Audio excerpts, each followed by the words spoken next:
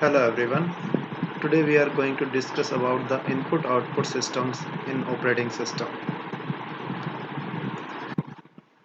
Input-output systems basically consist of input-output hardware, application input-output interface, and kernel I/O subsystem. And then comes transforming I/O requests to hardware operations. Then comes streams, and then we will discuss about the performance issues and how to increase the performance of the system.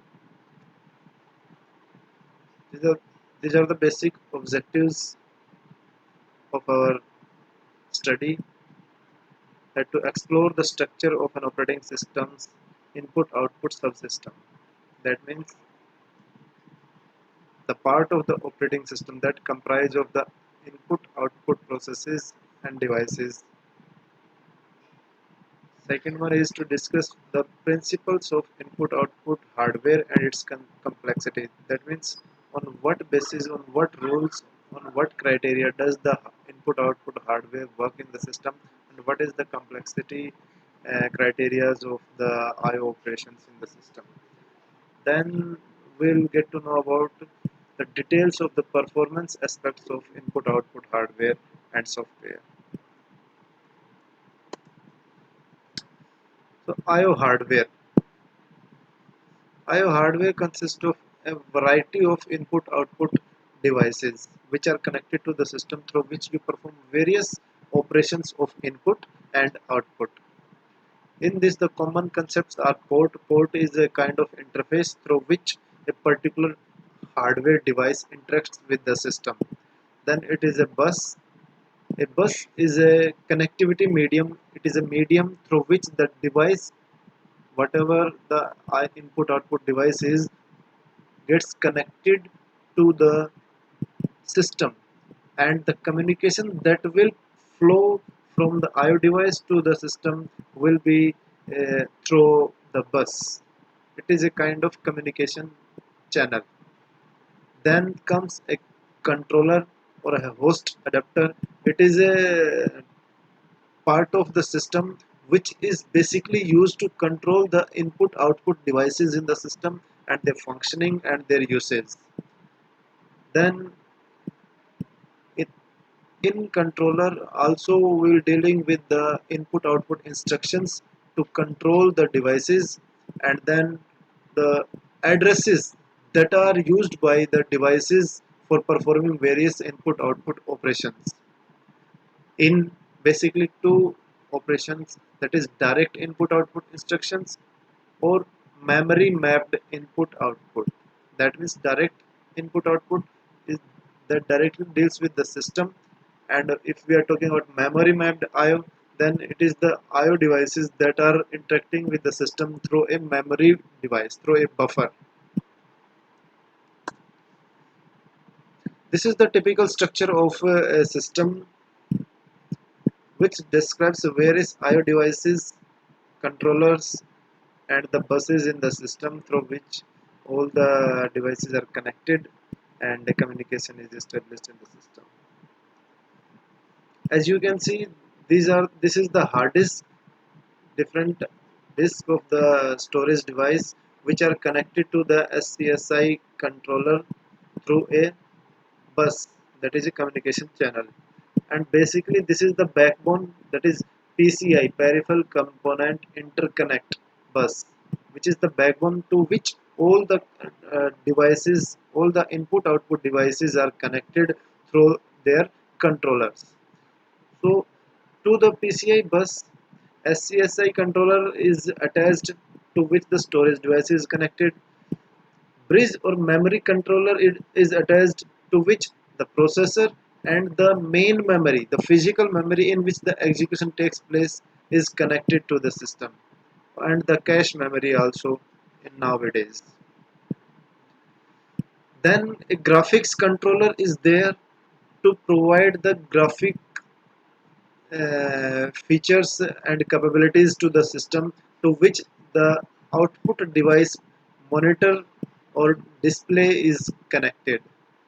Then an IDE, integrated device extension controller, to which different other storage devices are connected to the system. Then expansion bus interface is there, through which our keyboard and serial and parallel port devices are connected. That can be a printer, it can be keyboard, it can be mouse, like this. So this is basically the PC bus structure to which all the devices are connected within the system. This is device input output port locations on PCs. Here are the devices that are given in the table and their corresponding address range in the hexadecimal number format is given. For example, for DMA controller it is 0002 to 00F. Interrupt controller 020 to 021. Timer 040 to 043, and so on. Then comes polling. Polling is a technique that is used in the I/O when some input-output operation is to be performed. The device first does the polling if the uh, device is in ready state. To check the state of the device, whether it is ready for performing a particular I/O operation or not, the system does the polling operation. It consists of the command ready operations. That means it provides the commands for checking the state of the device, and for that, if it is ready, then I/O operation gets performed. If it is busy, then the system has to wait for the I/O operation to complete. And if it is the error state, that means there is some particular error in the system and I/O operation cannot be performed. So the proper repairing techniques or troubleshooting techniques have to be opted to repair the device, and then the I/O operations can be performed. For this, it uses busy wait cycle to wait for I/O input output operations from a device. That means it uses the cycle busy wait. Either if it is busy, if the device is busy, the system will wait for particular input output operation to be performed in the system. Then comes interrupts. Interrupts are basically used to uh, stop a particular operation in between when it is going on under the execution. So CPU interrupt request line is triggered by input output devices. That means if a particular input output device wants to perform some IO operation, then it generates an interrupt into the CPU and starts performing its operation. When CPU receives an interrupt, it stops the execution in between and performs the IO operations first, and then gets back to its execution process. For that, CPU uses an interrupt handler which handles the interrupts when arise and notifies the CPU about the interrupt. If it is of higher priority, then the CPU stops its execution in between and performs IO, and if it is of low priority, then the CPU continues to perform its operation. Then there is a term maskable that is used to ignore or delay some interrupts. That means the interrupt handling mechanism uses the maskable option for low priority interrupts. If the interrupts are of low priority, then it masks them. That means it hides the interrupts from the CPU, and CPU continues to execute its processes. So the interrupt vector will be defining which interrupt is to be processed by the CPU. That means whether to stop the execution or to continue its execution, that will be depending upon the priority of the interrupt. That what priority is there of the interrupt. And second one is if some non-maskable. If some non-maskable interrupt is there, it is a kind of interrupt that the interrupt handler cannot make it maskable, cannot hide it from CPU, and that must has to be processed by the CPU.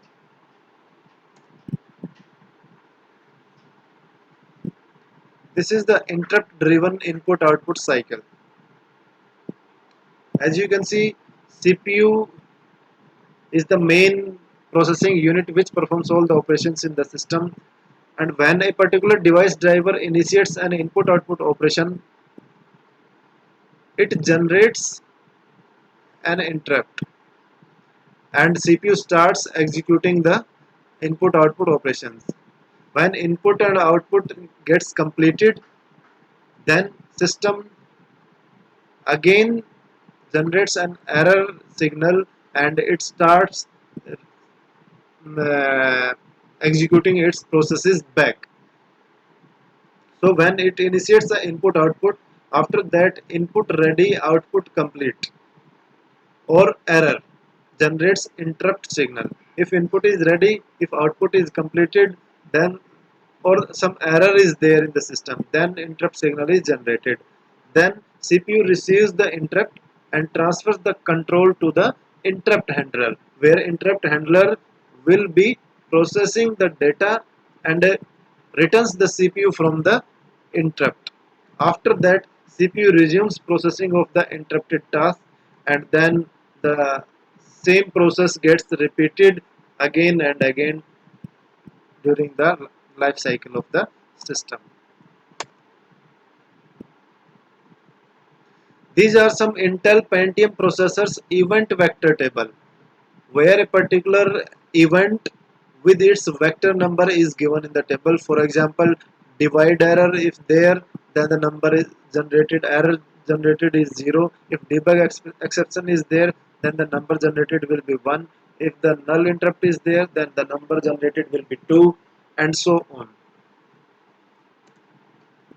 Then comes direct memory access. It is basically used to avoid the programmed input output for large data movement. If the particular input output device is in the situation of performing a large input output operations, then we will be using the mechanism of direct memory access. That means the input output devices will directly interact with the memory, so that the CPU does not get disturbed again and again, and it continues its execution process. And for direct memory access, the system requires a DMA controller, direct memory access controller, which will control all the mechanism from the input output devices to the memory. That means it will provide a mapping between the IO devices and the memory. And what it actually does, it bypasses the CPU. That means it puts aside the CPU and provides the direct transfer of data between the input output devices and the memory. So there are basically 6-step processes there to perform a DMA transfer. The first one is device driver is told to transfer data to buffer at address X at a particular address. That means device driver is told that this particular data is to be stored at a particular location, that is X, which is governed by the CPU. Then the device driver tells disk controller to transfer total number of bytes of the data from disk to the buffer at the address specified. After that, the disk controller initiates the DMA transfer. When the DMA transfer starts, disk controller sends each byte to DMA controller. That means whatever data is to be transmitted, that will be first transferred to the DMA controller, that is direct memory access controller, from where the DMA controller will transfer the bytes to the buffer that we use to store the data,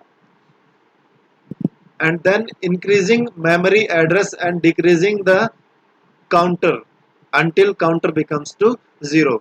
That means the data that is to be transmitted, if the C is equal to 0, it means complete data has been transferred.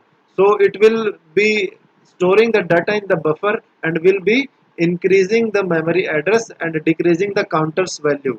When the counter will become 0, then the data transmission is completely done. And when C is equal to 0, DMA interrupts CPU to signal transfer completion. When complete transfer of data is done, then the DMA will notify the CPU about the transfer of the data, that the data transfer has been completed successfully.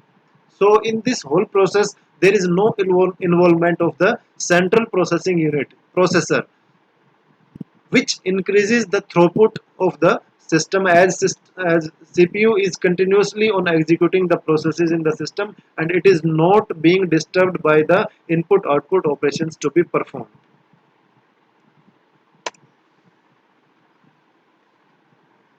Then comes application input output interface.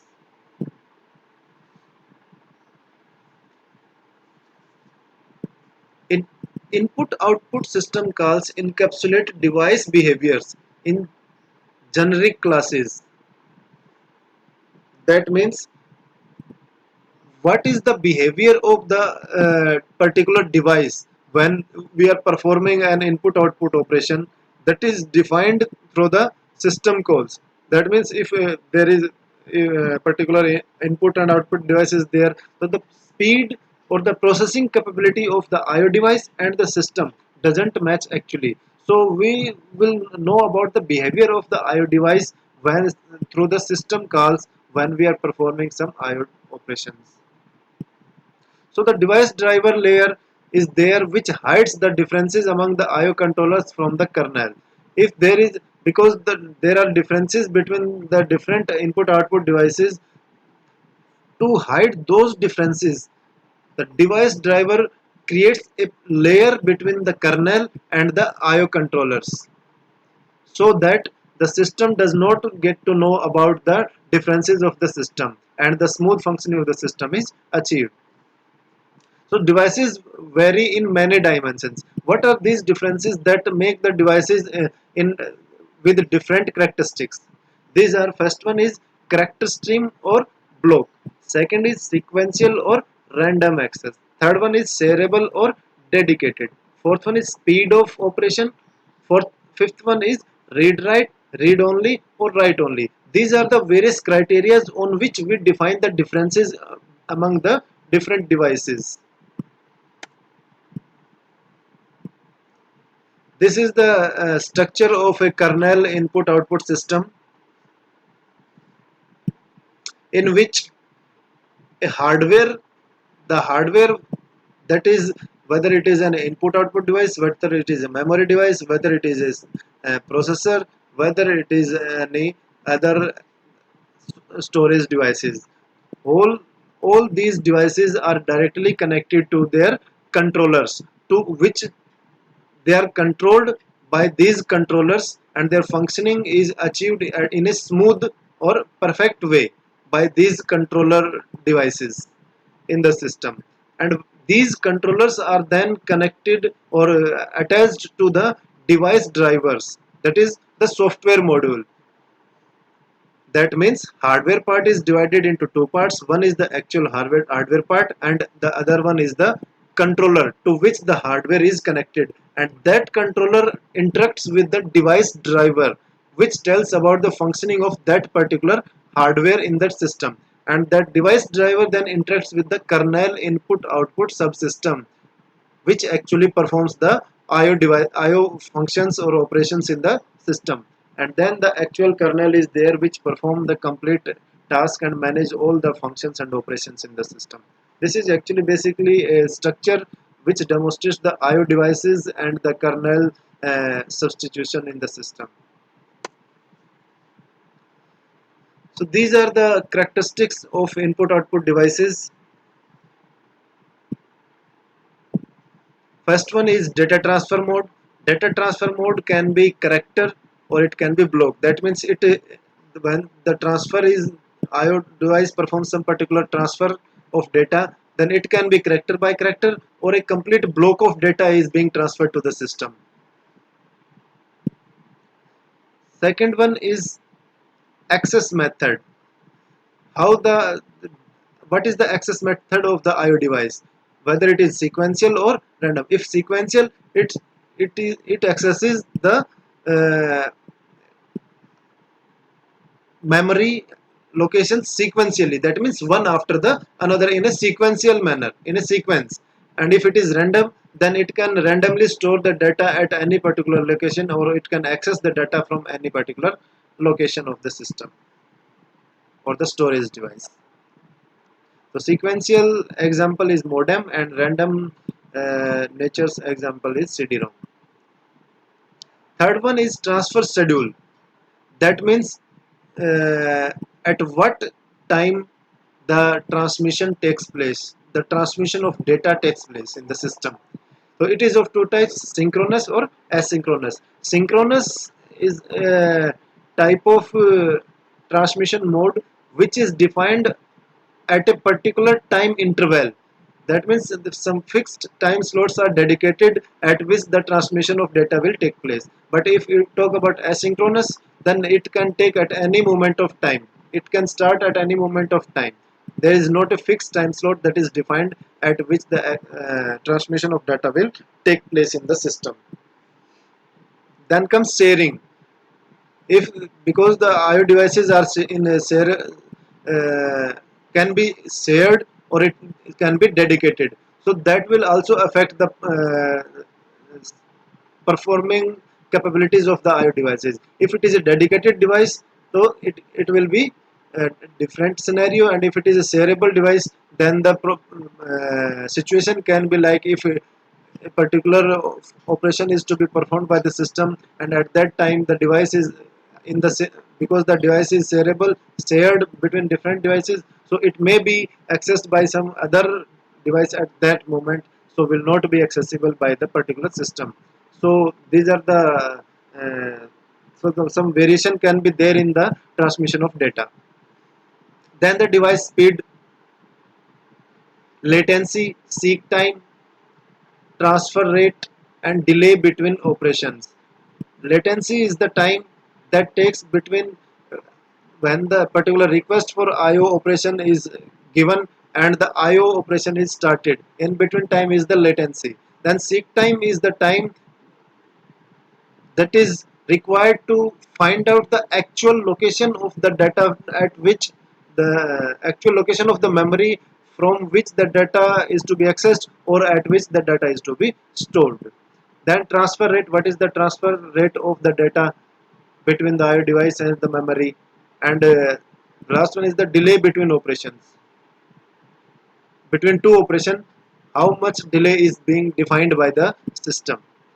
And last characteristics of IO devices is input output direction. That means if the IO is to be performed in the both directions or in a single direction, that depends upon the different type of what is the feature of the particular individual device. If it is for example CD-ROM, so it is read only. If we are talking about graphics controller, so it is on write only device. If we talk about a storage device, hard disk, so we can read the data from the disk, or we can write the data from it. That means that communication is bidirectional. So all these characteristics affects the performance and processing capabilities of the IO devices.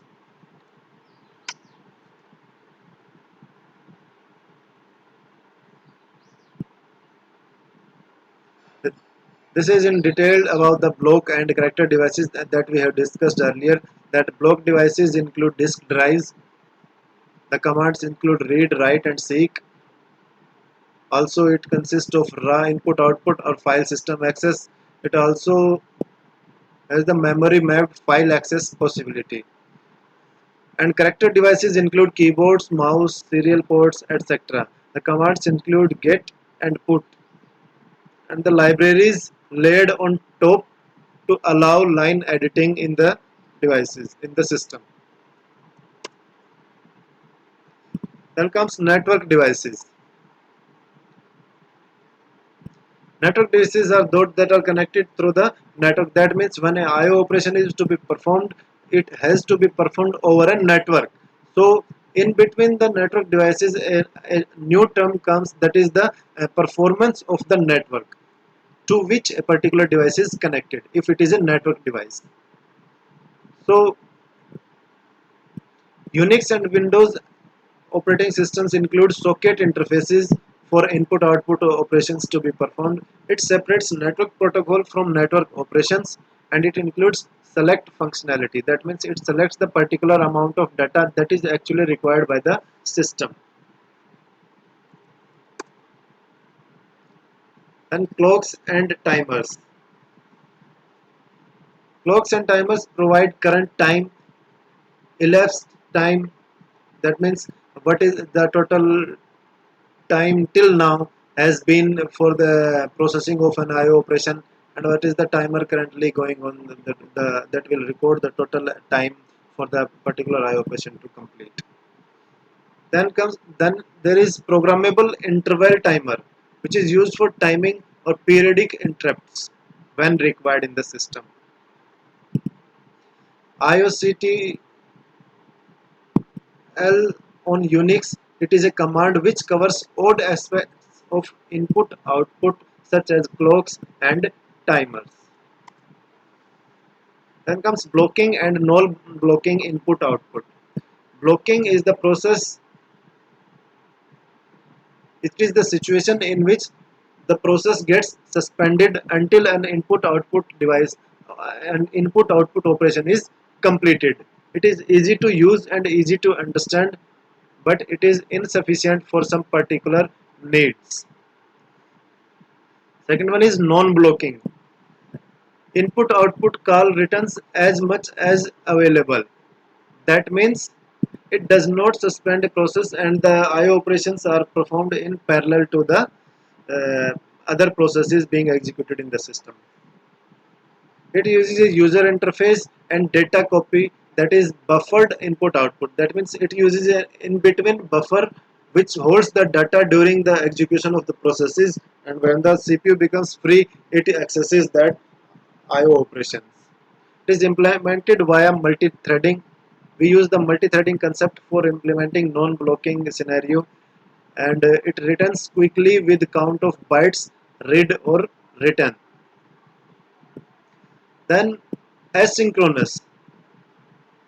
As we have already discussed, in this the process runs in parallel with the IO operations being performed in the system. So it is difficult to use as the parallel execution is there for the IO operations and the other processes in the system.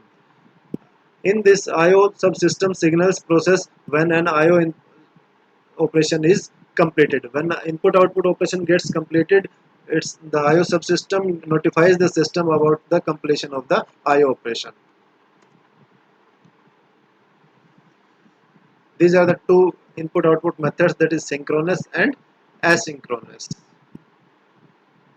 In synchronous, when input output operation is being performed, the device interrupts the CPU and starts IO operations. When IO completes, it starts the process execution. But in asynchronous, parallel execution is there for the processes and the input output operations.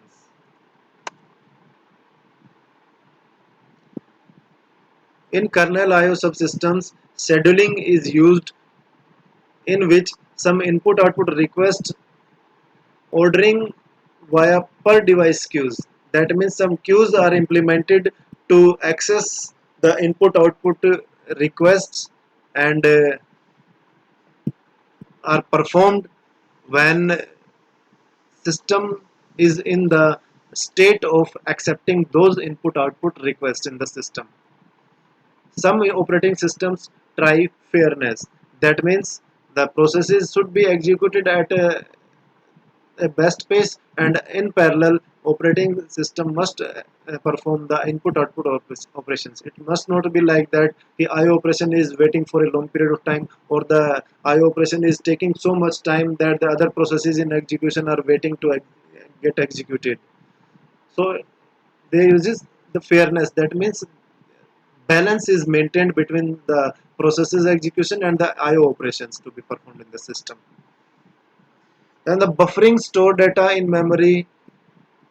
Buffering is used in which the data is stored in a memory while transfer data between the devices. Why we use buffer? To cope with the device speed mismatch, to cope with the device transfer size mismatch, and to maintain copy semantics.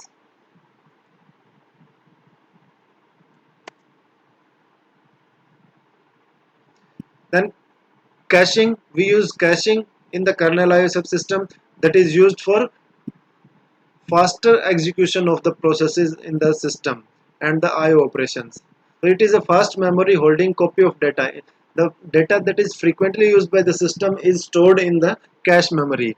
It is the cache just has a copy of the data. Actual data is not there in the cache, and it is basically used to improve the performance of the subsystem of the system.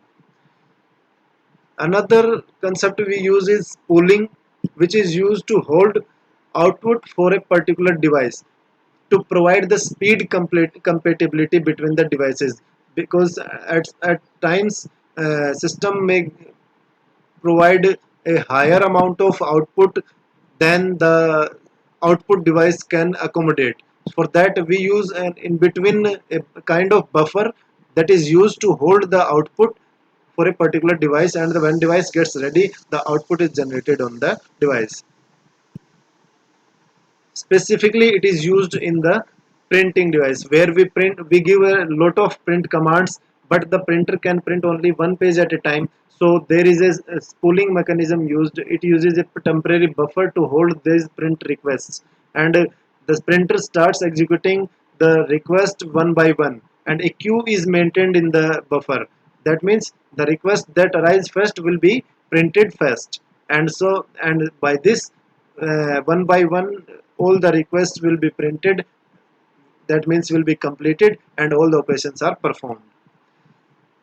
Then comes device reservation. It provides an exclusive access to a device, a particular IO operation, IO device.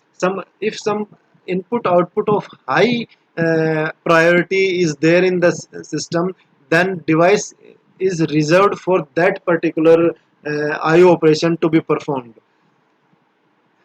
because that is of high priority. That means we provided dedicated slot of the system to the particular device to perform its operations. The system calls for allocation and deallocation are used in the system to allocate the resources of the system to a particular device, and when the operation gets completed, to deallocate those resources from that device. And also the system checks for the a critical condition that may arise, and that is deadlock. So the deadlock must not happen in the system when IO operations are being performed in the system. If some error arise in the system during the operations, IO operations, so error handling is also used in the system to maintain the throughput and functioning of the system at an effective pace. For that, because operating system can recover from disk read, device unavailable, transient write failures. When these kind of errors occur, if error handling techniques are used in the system, so operating system can recover from these errors and provides a smooth functioning to the user. Most of these return an error number or code when IO request fails. If a particular input output request gets failed, it will generate a particular error, and from that error you can identify which kind of uh, failure or the problem has arisen in the system. And when some error happens in the system maintains its log to perform various problem reports and to tackle with those kind of errors in the future. When such kind of same situation arises, the system copes up with that problem with more effectiveness, with more reliability. So this is input output protection, in which user process may accidentally or purposefully attempt to disrupt normal operation via illegal input output operations. If some unknowing input output operation is there in the system, so that has to be protected. That system has to be protected from such kind of situation where accidental IO operations are being performed.